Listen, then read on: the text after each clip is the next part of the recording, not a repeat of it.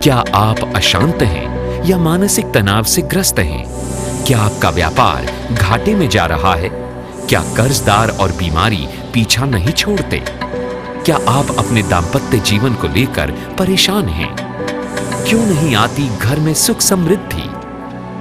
क्या आप अपने बच्चों की पढ़ाई और उनके करियर को लेकर चिंतित हैं? क्या आप जानते हैं कि इन सब बातों का कारण वास्तु दोष हो सकता है?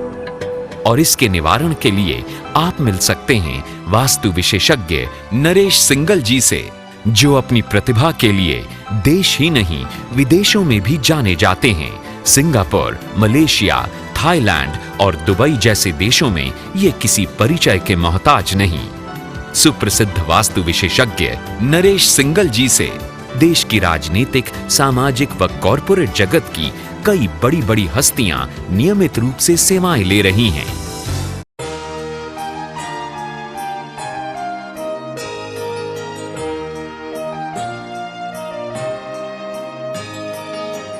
नमस्कार, कार्यक्रम सुख समृद्धि में आप सभी का बहुत बहुत स्वागत है। मित्रों, वास्तु के बारे में आज की डेट में करीब करीब सभी लोग जानते हैं और वास्तु पर विश्वास भी बहुत करते हैं, लेकिन अभी भी बहुत से ऐसे लोग हैं जो वास्तु को लेकर कंफ्यूज रहते हैं। वो ये नहीं जानते कि वास्तु दोष को कैसे दूर किया जाए या फिर फेंग शुई की चीज़ों को किस तरह उपयोग में लाया जाए। तो आज हमारे स्टूडियो में हमारे साथ फिर से उपस्थित हैं वास्तु और feng shui expert Naresh Singal ji, जो हमारे इन्हीं कन्फ्यूजन्स को दूर करेंगे। तो आइए स्वागत करते हैं नरेश सिंगल जी का। नरेश जी, आपका हमारे स्टूडियो में एक बार फिर बहुत बहुत स्वागत है। नरेश जी, जैसा कि मैंने कहा कि अभी भी बहुत से लोगों के दिमाग में बहुत सी चीज़ों को लेकर कन्फ्यूज़न रहता है, तो इसी तरह से हमारे पास बहुत से सवाल आए हुए हैं दर्शकों के, जिनमें से शालिनी वर्मा हैं गुड़गांव से। इन्होंने अपना सवाल लिखा है कि फेंग शुई के स्टॉल से मैं एक कैंप फायर लैंप लेकर आई हूँ, इसे कहाँ रखना चाहिए और किस समय जलाना चाहिए और इससे क्या फ़ायदा हो सकता है, कृपया मुझे बताएं। शालिनी जी, आपने जो कैम्फर लैंप लाया, कैम्फर का आपको मालूम है हिंदी में बोलते हैं कपूर। कपूर के अपने बहुत सारे फ़ायदे हैं। जब उसको हम लैंप की यानी उसकी जो हम स्मेल लेते हैं या उसको जलाते हैं, उससे उसकी ऑरा एक खुशबू जो बनती है वो बहुत ही एक वास्तु दोष को ख़त्म करने के लिए बड़ी कारगर सिद्ध होती है। जबकि ये फेंग शुई का एक गैजेट है, बट इसको वास्तु में भी अपनाया जाता है। आप इसको साउथ ईस्ट में, आग्नेय कोण में और साउथ में, दोनों ही दिशा में इसको सुबह में भी और रात में भी जब आप चाहें इसको उपयोग कर सकते हैं। नॉर्मली इसका जो प्रयोग है वो नेगेटिविटी को दूर करने के लिए होता है। घर में जैसे कोई ऐसे लगता है कि कोई नज़र लग गई है या कोई और वजह हो गई है, तब ऐसे इसका इस्तेमाल किया जाता है। और फिर भी ऐसे चूक भी हो जाए डायरेक्शन की, तो भी इसमें कोई सोचने वाली बात नहीं। आप किसी भी दिशा में इसको चला लीजिए, कोई दिक्कत नहीं है, एक साउथ वेस्ट को छोड़ करके। जी, किसी भी दिशा में जला सकते हैं, किसी भी समय जला सकते हैं।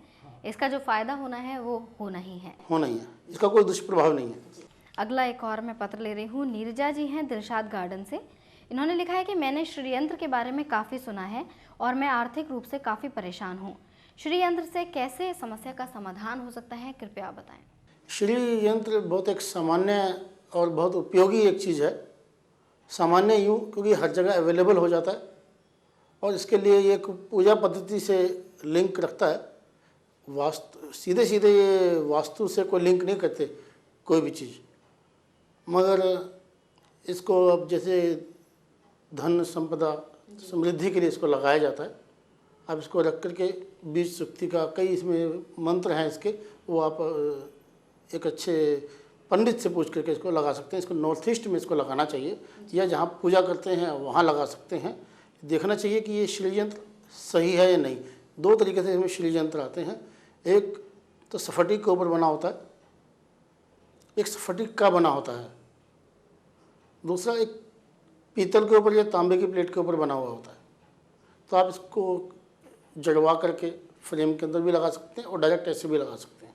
इसको विधिवत पूजा करके इसको स्थापित कर सकते हैं। जी नरेश जी, श्रीयंत्र के बारे में बात चल रही है, तो आजकल मार्केट में रेडीमेड श्रीयंत्र भी मिल जाते हैं, तो क्या वो भी उतने ही प्रभावशाली होते हैं? ये तो जिससे आप ले रहे हैं उसके बारे में वही ज़्यादा बता पाएंगे, लेकिन प्रभावशाली तो होते ही हैं। श्रीयंत्र लगाने में कोई बुराई नहीं है, लगाना चाहिए जी। और अगर साइज़ की बात करें तो कितना बड़ा श्रीयंत्र प्रभावशाली होता है? मार्केट में ये ग्राम्स के हिसाब से मिलते हैं कि कितने ग्राम का ये मिलना चाहिए, और यदि स्फटिक का है तो और नॉर्मली हम ये कहेंगे कि कम से कम भी जो भी इसकी शेप लें वो 1-1.25 इंच के आसपास जरूर होनी चाहिए। लेकिन एक ध्यान रखने वाली बात यह है कि हम कांच का ना ले आएँ, जो कि मुरादाबाद वगैरह इस साइड के बने हुए होते हैं, कांच के होते हैं, दिखने में दोनों एक जैसे लगते हैं, बट जिससे आप ले रहे हैं किसी विश्वसनीय जगह से लें, जो कि इसके सही मापदंड भी आपको बताएगा, सही इसकी विधि भी बताएगा, इसको लगाना चाहिए, रखना चाहिए।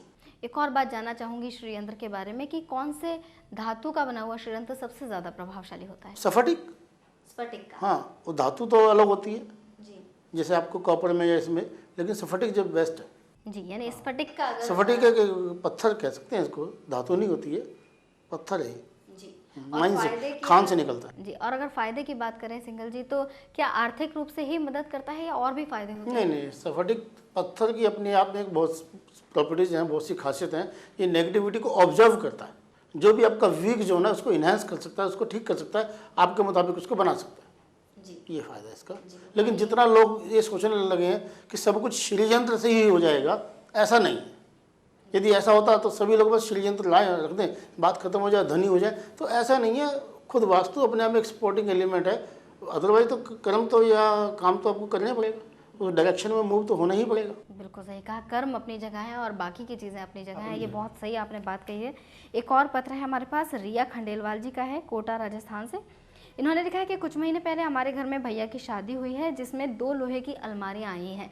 ये जानना चाहती हैं कि क्या लोहे की अलमारियों को रखने के लिए भी कोई विशेष दिशा निर्धारित होती है? शादी के अंदर आज भी एक प्रथा है, जबकि महानगरों में तो ऐसा नहीं होता, एक गोदरेज टाइप की स्टील अलमीरा देने का, जैसे बेड देते हैं तो अलमीरा भी देते हैं। तो उस अलमीरा की जो डायरेक्शन है, मैं आपको बताता हूँ कि उसकी अगर आपने जो पूछा है वो धन के हिसाब से पूछा होगा नेचुरली, कि इसमें हम पैसा रखते हैं। शास्त्रों के मुताबिक जो धन की दिशा है वो नॉर्थ है, उत्तर है, लेकिन वो कब है? जब पैसा ज़मीन में रखा जाता था, गाड़ के रखा जाता था। अब ऐसा नहीं है। अब उसके लिए क्या है कि अब मान लीजिए मल्टी स्टोरी बिल्डिंग है, ऊपर के फ्लैट में रहते हैं, तो लेंटर तो तोड़ेंगे नहीं, तो हम स्टील अलमीरा में रखेंगे इसको। स्टील अलमीरा में हम इससे इतना ही चीज़ देखते हैं कि इसकी ओपनिंग देख लेते हैं हम, कि इसकी ओपनिंग जो है वो नॉर्थ की साइड होनी चाहिए, उत्तर दिशा में होनी चाहिए, क्योंकि वो स्टील है, यानी एक शनि का पार्ट हो गया और दूसरा यानी लोहा हो गया, तो उसको दक्षिण में रखने से ज़्यादा अच्छा रहेगा। दूसरा, वास्तु के हिसाब से उसमें वजन भी हो गया, तो उसके पैसा जो है वो चलायमान है, तो ऐसी जगह पे रहता है जो कि स्थाई है, यानी साउथ दिशा की हम बात करते हैं, तो वहाँ रखने से पैसा थोड़ा सा खर्च तो होगा, बट धीरे धीरे होगा। लक्ष्मी अल्टीमेटली जाना तो होता ही है, लेकिन वो तरीके से या राइट काम पे चलिए, आपके बीमारी में, मुकदमे में, लड़ाई झगड़े में और इधर उधर जगह पैसा आपका वेस्ट ना हो जाए। जी बिल्कुल, यानी कि उसका बस ये इस बात का ध्यान रखना है कि आपकी अलमारी खुलती किस दिशा में है, खुलना उसे 3 डायरेक्शन में खोल सकते हैं हम। ईस्ट डायरेक्शन में, यानी ईस्ट डायरेक्शन में खुलेगी तो हम वेस्ट में रख सकते हैं। नॉर्थ ईस्ट में खुलना हुआ तो नेचुरली हम साउथ वेस्ट में, इसके अपोजिट साउथ वेस्ट में रखेंगे। तीसरा जो है नॉर्थ में, तो हम साउथ में, उसकी ओपनिंग नॉर्थ में होगी तो साउथ में रखी जाएगी। इससे आपको इमीडिएटली पता लग जाएगा। मैं भी ये भी बोलता हूँ कि जिन घरों में पैसा संचित नहीं रहता, इनकम बहुत होती है, इनकमिंग बहुत होती है, उसके बावजूद भी उनको ये नहीं पता लगता कि पैसा गया कहाँ, हिसाब लगाते हैं तो उनके हाथ पल्ले कुछ नहीं रहता, उनके लिए भी यही डायरेक्शन है। आप देख रहे हैं घर वास्तु के हिसाब से बन गया, सब चीज़ है, बट इंटीरियर जो है उसकी जो फेसिंग जो है अलमारी की हमने उल्टी दिशा में कर दी या हमने उसे उस जगह कर दी, तो पैसा वेस्ट होने का डर हो जाता है। बिल्कुल सही कहा आपने। बहुत से दर्शकों की ये समस्या होती है कि पैसा आता बहुत है लेकिन जाता कहाँ है ये किसी को समझ में नहीं आता। तो आज आपने ये राज बता दिया है कि कैसे आप अपने पैसे को रोक सकते हैं और सही दिशा में लगा सकते हैं। तो दर्शकों, इसी तरह की और भी जानकारी हम आपको आगे भी देते रहेंगे। कल भी देखना ना भूलें हमारा ये कार्यक्रम सुख समृद्धि, इसी समय इसी चैनल पर। और नरेश जी, आप हमारे स्टूडियो में आ रहे हैं, बहुत बढ़िया जानकारी दे रहे हैं, इसके लिए एक बार फिर हम कहना चाहेंगे बहुत बहुत धन्यवाद। नमस्कार।